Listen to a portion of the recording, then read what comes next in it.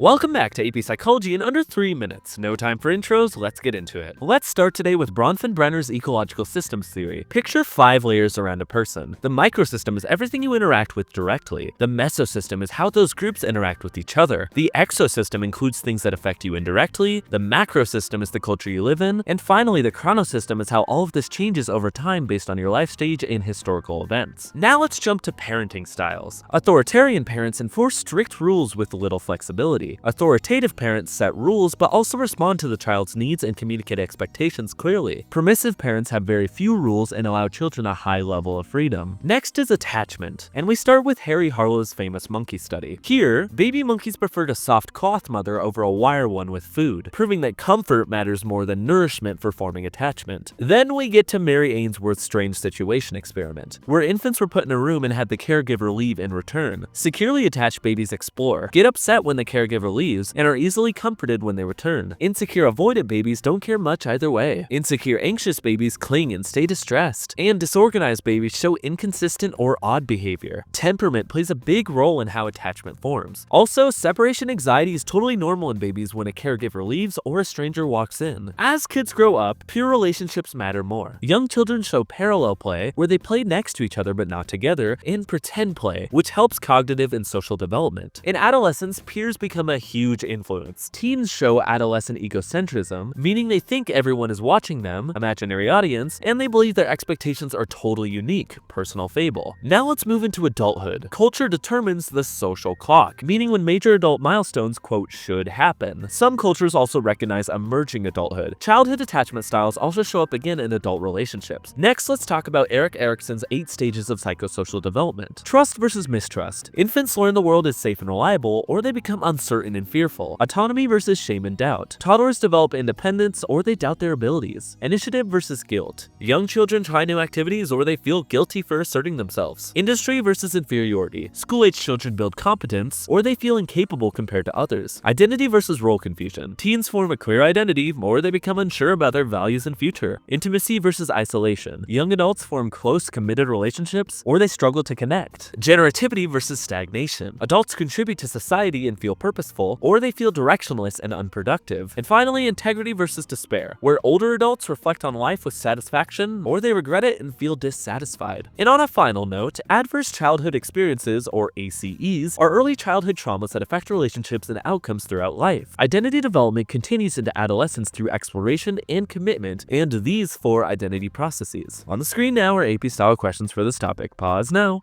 I'll put the answers on the screen now. My goodness, let's just end this video already.